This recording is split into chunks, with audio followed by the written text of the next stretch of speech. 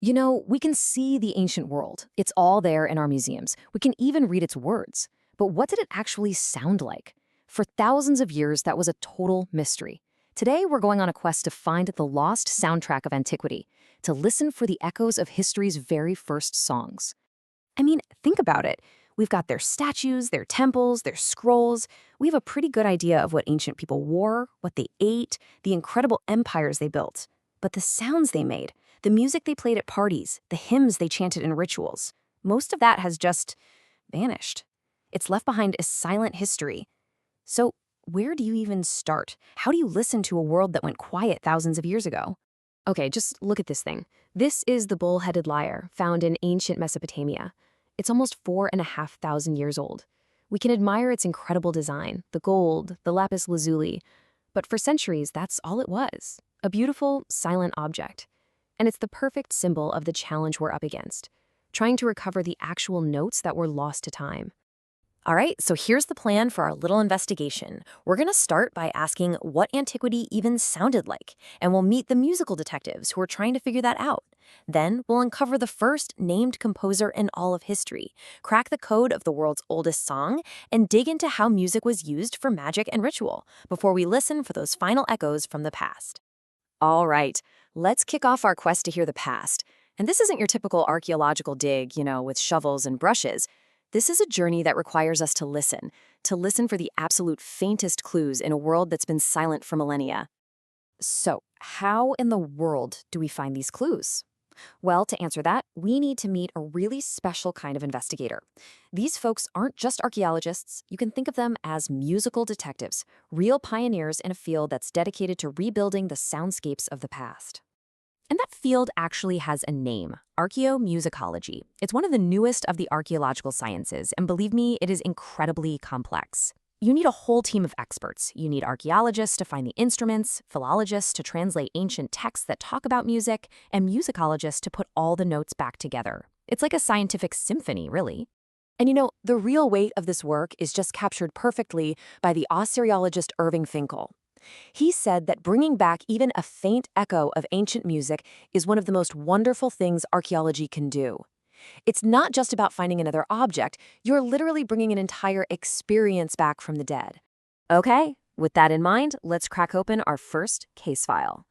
To find the source of ancient music, our investigation takes us all the way back to the dawn of literature and to the first person in recorded history to ever sign their name to their work. Her name was Enheduanna, and more than 4,200 years ago, she was a high priestess in the city of Ur. She was also the daughter of Sargon of Akkad, the guy who ruled the world's very first empire. But she wasn't just some princess. She was a total literary pioneer. I mean, the first known author in the entire history of humankind. And her writing, wow, these weren't just grocery lists. There were these incredibly powerful emotional poems dedicated to the gods, like this hymn to the goddess Inanna. You can just feel the intensity in her words, right? She's giving this one single goddess credit for all of creation and all of destruction. But here's the kicker. In Enheduanna's work, the very first pieces of literature we have, it wasn't meant to be read quietly off a tablet. These were hymns. They were written to be performed, to be sung, probably with instruments like that lyre we just saw. And what that means is the world's first author was also its first named composer. Okay, so if her words were sung, what did that music actually sound like? Right? That was the big question for centuries. Nobody knew. And that brings us to our next case file, and the just incredible story of a modern-day scholar who cracked a 3,400-year-old cuneiform code to find out. Okay, meet our lead detective in this case, Anne Draftcorn Kilmer. As a professor of Assyriology at UC Berkeley, she was a world-class expert on cuneiform. That's the wedge-shaped writing of ancient Mesopotamia. And she took all that expertise and poured it into this brand-new field of music archaeology. And what she did, it led to a breakthrough that's, frankly, kind of hard to wrap your head around. After years and years of work, she and her colleagues did the impossible. They figured out these strange markings on a clay tablet from ancient Ugarit, that's in modern-day Syria, and they realized it wasn't just a text, it was the oldest piece of notated music ever discovered. Let's just pause for a second and really let the scale of this sink in. This song, it's called a Hurrian hymn, was written down around 1400 BCE. It then just sat there in total silence for more than 3,300 years. An entire civilization's music, completely gone, until Anne Kilmer brought it back to life. So, now that we've found the world's oldest melody, you gotta ask, what was music even for back then? The evidence tells us it was way more than just entertainment. It was a powerful tool, a key for unlocking the worlds of magic, ritual, and even altered states of consciousness. Let's jump forward in time a bit to Pompeii. This famous fresco from the Villa of the Mysteries shows a secret ritual for the god Dionysus.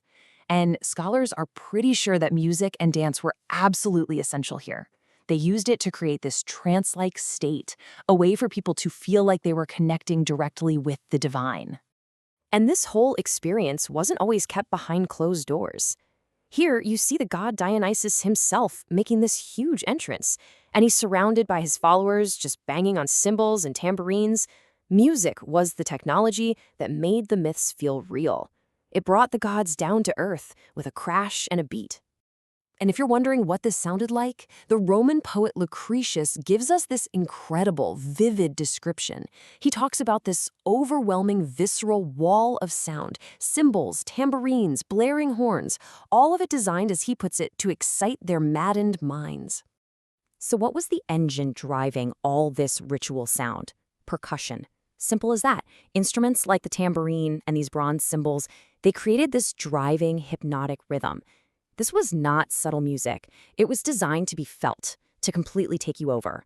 And that's a principle we still get today, right? From the pulsing beat at a concert to the rhythmic chanting in a temple, it's sound used to bring a group together and elevate the mind.